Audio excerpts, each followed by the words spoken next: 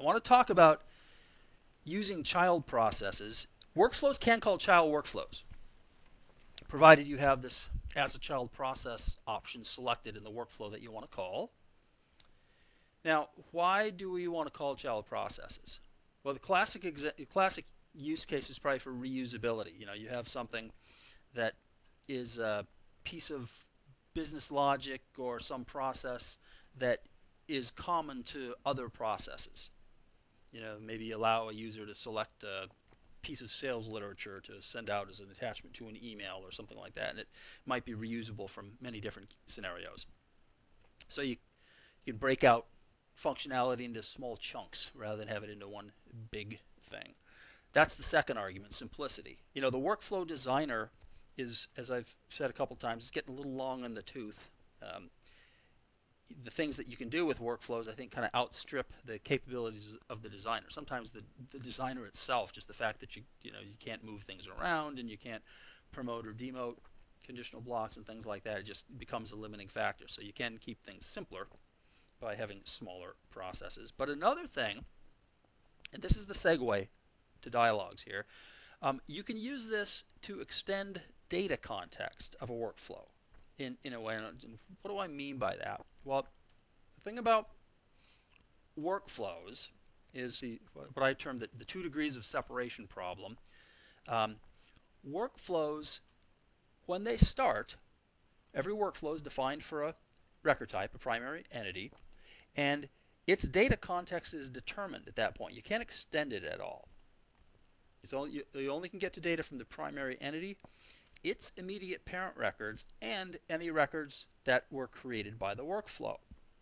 And let me show you a scenario where that's a problem. Suppose you have a workflow that's written on an opportunity, and that opportunity is attached to a contact as its potential customer, and the contact is associated with an account as its parent customer. It's a pretty common scenario. A lot of organizations might select a contact for an opportunity, but they're related in turn to an account, and you might want to have something from opportunity be used to update the account. For example, suppose you're keeping a running total of closed business, total sales to a customer. You might want to go up and do that. And your intuition may tell you, if you know how advanced find works, you might think it's pretty. I thought this for a long time. It never really occurred to me that you can do this until I really worked through it. But advanced find can go up as many levels as you want. You can have an advanced find query that queries that filters something on opportunity based on account or based on something that's a parent record of account. It doesn't matter how many. You can go as many levels as you want in advanced find. But the workflow engine doesn't let you do that. That is not allowed in the workflow designer. The workflow designer only lets you go up one level. What if you have a scenario like this? I'll work through a scenario and show you 2 solutions to it. One has to do with child workflows. So the scenario that I'm going to go through here is activity tracking. And this is a pretty common one. I've got a number of clients who do things like this. And what we want is a workflow. We want to automatically update the last appointment date field on account. You might say to yourself, what last appointment date field? Well, it's a custom field. So you'd add a custom field. And this is really a better way of doing if you want to keep track of when was the last time somebody was touched or somebody was neglected. You could do that with advanced find. You can associate. You can go into advanced find and run a query for all of the account records that have had completed appointment activities, say in the last 6 months. But if you try to do this, you cannot run a query for all the accounts that haven't had closed appointments in the last 6 months. So that not in query is kind of a problem for CRM. If you have a last appointment date field on the account, though, you can do things like that. So there's lots of scenarios for why you'd want to do this. Now, if an appointment closes for an account and is regarding an account, no problem. It's 1 degree of separation. But here's the scenario, which is analogous to the slide we just looked at. So you've got an appointment that closes for a contact. That contact is associated with an account. A workflow can't reach up and update the last activity date on the account field in this scenario. So how would a child workflow solve that problem for us. Suppose you have a workflow that's written for the appointment record type.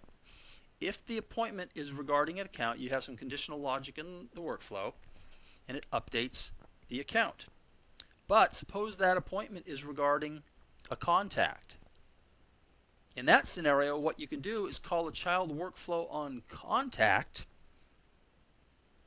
and that record, the contact record that you call, that will have access to the account. So then you can update something on the, you can update the last activity, last appointment date field on the account record. And you could do this, you could chain those things together. There's no reason you couldn't do that. That's solution one. I'll show you examples of this, but let me show you something that's potentially a better solution. You could automatically trigger a workflow to essentially climb the relationship hierarchy. So an automatic workflow on the appointment record type updates the last, suppose you have custom last appointment date fields on both the account and the contact records. So then the appointment can directly update the account or the contact record. Then if it does happen to be for a contact, you can have an automatic workflow on the contact record type that is triggered by that, and then will automatically update the last activity date on the account record. Now this may sound a little bit arcane, but if you've experienced this problem, this can be the sort of thing that you'd think initially, gee, maybe I have to do this with a plugin or something. But you really don't. You can do this with workflows. So here's the scenario. Now I'll show you this one first. In general, I like this solution better. So the appointment is going to have a workflow, an automatic workflow. It's going to be triggered by status change. We'll check to see if the appointment is regarding account, and if it is, we update it directly and we're done. On the other hand, if it's regarding a contact, we're going to update the contact. We have to have that custom field, make a last appointment date field on the contact record. We're going to update it, and then in turn, that's going to trigger an automatic workflow that runs on contact. It's going to use the fields change trigger. It's going to check to see if that contact has a parent account, and if it does, it's going to update the last appointment date field on the parent account. So what's the demonstration going to show us here? We'll contrast these two approaches.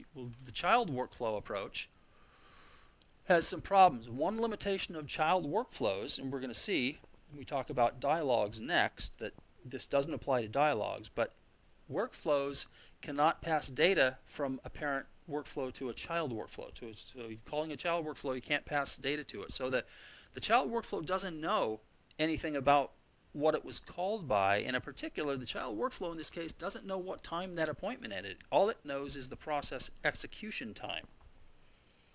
And this gets into, I'm going to spend a couple minutes talking about date fields on activities, because they can be a little bit tricky, and they're important to understand if you really want to do activity tracking in a good, kind of a robust, reportable way. So let's contrast the child workflow approach with the automatic trigger approach. With this automatic trigger approach, we do have an extra piece of data.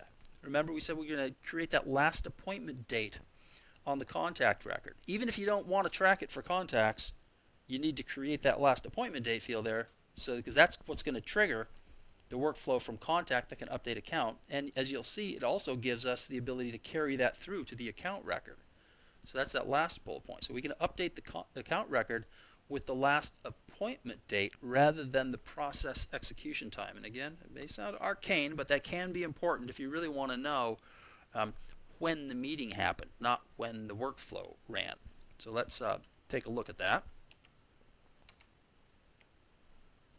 So what I'm going to look at here are these are two pairs of workflows. And normally I don't name my workflows like this, okay? But because these effectively do the same kind of functionality, I did it like this. So let's look at these two right here. So this is my child workflow example. So there's two workflows. Okay, there's one. You can see this first one that's going to run on appointment. This runs first. It's going to be triggered by a status change event for appointment. And this is a scenario, by the way. There's lots of different flavors of this. Some organizations, you know, maybe it's appointments, phone calls, and emails that count for this activity tracking. But let's just keep it simple and suppose it's only appointments you care about here. So appointment status changes, and then what's going to happen heuristically is it's going to call this workflow here and have this workflow update the account record if that's what it is. So let's go see what this thing looks like. Let's open up so this is the child workflow approach, the one that I don't like quite as well for this scenario. So it's got organizational scope, runs automatically when record status changes. That's it. Notice it's written for appointment. Let's minimize that. Okay, here's what this thing looks like. We've got this one big if block that checks to see if it's status. If status is remember it's running when status changes. So what this says is if the status is not completed, boom, we're done. If I wanted to, I could put a default condition there and say, stop workflow, but it doesn't make any difference as to, workflow would run the same. So if it is completed, we come in here. Then the next thing we have to do is what? We got to check what it's regarding. So how do you check what something is regarding? This takes a little bit of getting used to, but the way this works, there's a couple ways to do this, but the way that I find easiest, what I want to do here is the condition is going to be, okay, let's use one of these related entities. Remember, these are all the things that are parent records of the appointment record type in this case. Choose regarding account, and this is effectively the account ID. Think of this as the GUID. Okay, that's what this account thing is. Now, if account name is required, you really kind of could use account name here, but even if account name is required, it's certainly possible to have account records without names. How's that? Because that account name requirement, what if you promote something from from Outlook or something like that, or you've got some old data in there or something like that. Anyway, it's more reliable just to use this ID. So if the regarding account contains data, okay, then we know, since an activity can only have one thing on the regarding line, then we know this is an account. So we're going to update the regarding account directly. Go to set properties. Here's our update line, and here's I put something in the description, but down here somewhere, we'll change this right now. We'll added the last appointment date, but I haven't put it in there. So here's this last appointment date field. So let's change this. Here's kind of what I might do if I didn't have a custom field here, if I wanted to kind of test this. Okay, so let's delete that, and I'll scroll down here and fix this thing. Let's go to the last appointment date. So this additional fields means what? It's not on the form. The last appointment date field is not on the form. Maybe it's in the header. Be a good candidate for that. And what I want to do is I want to use dynamic values to fill it in with what? Here's a pop quiz for you. What's the best thing to use here? If you want to update this and really have the last appointment day be the actual date that the appointment ended, the real date, what is it? Is it actual end? End time? There's all these things. Actually, end time is what you want. Actual end is the system time that you closed out the appointment. That's an easy mistake to make, and that's typically not what customers want. They want to see, okay, when did the actual appointment? And the end time, that's what's on the appointment form. It's required on appointment, but the interesting thing is it's not required for every activity type. So if you're going to do activity tracking, you want it bulletproof, and you're not just doing it for appointments. Get appointments, tasks, phone calls. Then you got to be consistent and make sure that end time is either required, or make sure it's on the activity type first. It's not on every activity type. It's on appointments and it's required. So for appointments, it's fairly easy. But here anyway, so let's just click add, and then make sure the cursor's inside there and pop it in there. So we're going to fill that in with end time of the appointment. So far so good. Then what do we do or otherwise? Well, what if it's regarding a contact? Here's where we call the child workflow. So we're going to start the child workflow. Okay, and this needs to exist. So if I go in here, so here's my child workflow. Update last appointment date from contact child workflow. So that's my real verbose way of referring to it. So that's what this workflow does. And let's just take a quick look at this child workflow. So here's the child workflow that's written for contact. And if I open this up, so here's the thing that's getting called. Notice I have to expose this for use as a child process. This is not an automatic workflow. This gets called. And here it's pretty simple. We know this is for a contact, so the only thing we have to check here is whether or not there's actually a parent customer. So we check to see if the parent customer account contains data. Then we're going to update the parent customer record, the account record that is. And here what we have to do, I'll get rid of it from the description field now that we're ready to go in production, and I've got this last appointment date down here in the additional fields section. Now, here's the problem with this approach. Where's the appointment? We don't know the appointment date in here, right? This is a child workflow. This was called from the appointment workflow, and that information disappears in the process. Okay, I'm sure there's a physics analogy to that, but I don't know enough physics to nail it, so I shouldn't have even brought it up. But anyway, so we go to last appointment date, and what can we do here? Best we can do is process execution time. So we do that, click OK, and it's better than nothing, but it's not really right unless people are very diligent and close out, mark their appointments as complete, right when they're done with them. And maybe it's not a big deal, but sometimes it is. It depends. It's one of those things. If you pay a commission or some kind of bonus based on the number of appointments that somebody completes in a month, and you queue them up and you complete them the following Tuesday after the end of the previous month, then your numbers are going to be wrong. So, not that I've ever run into a situation like that, but it could happen. So anyway, that's the child approach. So that's the child workflow. But let's take a quick look at the trigger approach. So this thing here starts again with a workflow that's running on the appointment. And if I open this thing up, so here's my automatic workflow. It's going to look pretty similar. First it checks to see status. Then it checks to see if it's regarding an account. If it is, it updates the last appointment date record on the account record. Let's go in here and make sure we don't have it on description anymore. So yeah, so I've already got it in here. So end time of the appointment, that's for the account record. Otherwise, if it's regarding a contact, then I'm just going to update the last appointment date on the contact. Same thing here. Okay, it's over there, end time of the appointment. Now, what happens in this case? How does this thing get triggered? So here's the workflow that's written on the contact. Right, so let's open this thing. This is an automatic workflow. That's the difference. Notice this, with the scope of organization, is triggered by a fields change. So here's my record fields change. Go into select.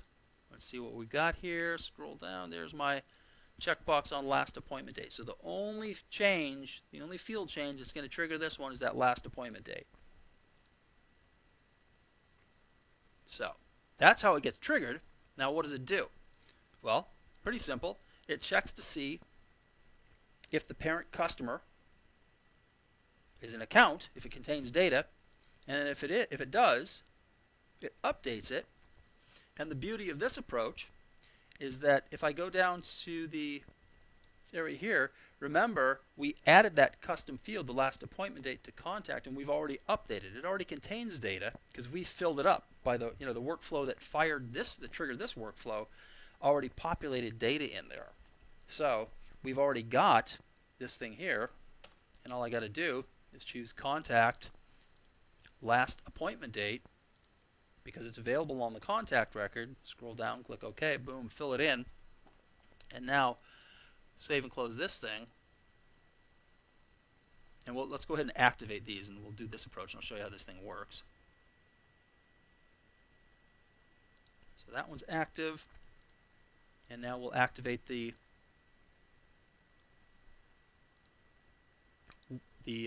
one that's going to start the process, the workflow that runs on the appointment. Now, you can experiment with this. It might be interesting to see what happens if you activate both of these workflows at the same time that both of these workflows that take this different approach are activated. Right? They do the same thing, and you can get unpredictable results if in this case, I don't think anything bad would happen because they're not really dueling workflows. But what if you can imagine worthwhile exercise, by the way, in this regard. write two workflows for the case record type and have one route a case to one queue and have the same another workflow route it to a different queue and have them both be triggered by the same event. See what happens. It's kind of an interesting exercise, and it doesn't. It's not good. You don't want dueling workflows scenarios like that to be out there in your CRM. Okay, so we've only got one of these activated, so let's just take a quick look at how this works. So what I want to do, so I'll go to Accounts.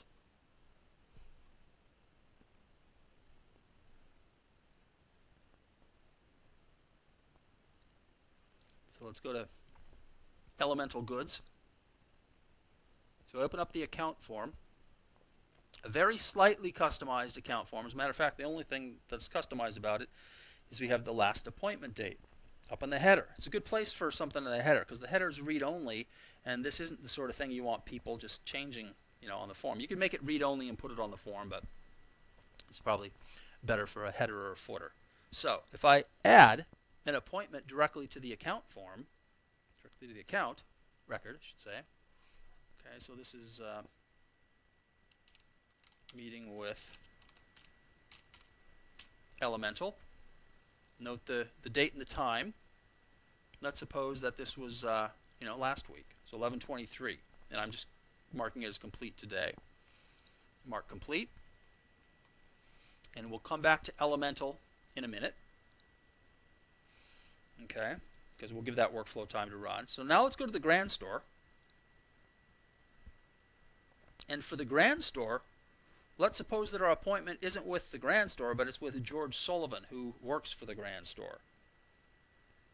And notice for contact, so I opened up the contact form. Notice same thing there. I've got the last appointment date on the header of the contact form. So if I add an appointment for George,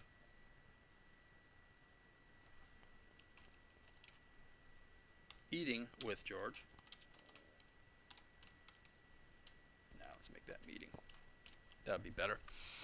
Okay, and we'll make this one from earlier this week. Whatever. So mark complete here. Now let's quickly close out of George's record. And let's go back to Elemental Goods. Now the workflow will have run here. So let's open up Elemental Goods. Okay, so now you see last appointment date is filled on Elemental Goods 11/23 because that was when we had the date of the appointment. Not execution time would be 11/30/2012 here, but we want the date of the appointment. Okay, so that was directly for Elemental Goods for the account. But then if we go to Grand Store, remember we didn't make an appointment for Grand Store. We made an appointment for George Sullivan. But here's what that workflow on contact did. So how did that happen? So notice the Grand Store has this updated there. Let's go to the contact record just to make it a little bit easier to follow. So here's George Sullivan. So what was the workflow that ran for this guy? It wasn't on the contact record. The first thing that happened was what? It was on the closed activity. Right? So here's the meeting with George that closed on 11/27. When we close this, we click that mark complete, so the status changed. So if I open up the appointment, it's closed, read only, go to workflows. Here's the workflow that ran. And what did this do? All this did was updated it's checked and saw that it was a contact, so it updated the last appointment date field on the contact record. And remember, then that is going to trigger a workflow that runs on the contact record type. So here we are back at the contact record. So that automatic trigger kicked in and ran a workflow on George's contact record. And this is the one that in turn took that last appointment date that's now on the contact record and used it to update the last appointment date on the account record. Okay, so if I won't go through this process because you get the same results if I would go through these processes, activate these two, only not quite as good because the only thing you can use here is execution time because you don't have that information because you can't pass data from a parent workflow to a child workflow. So that's that one. Now that, I think it's kind of a segue to dialogues. You can decide. You tell me after we get through this if it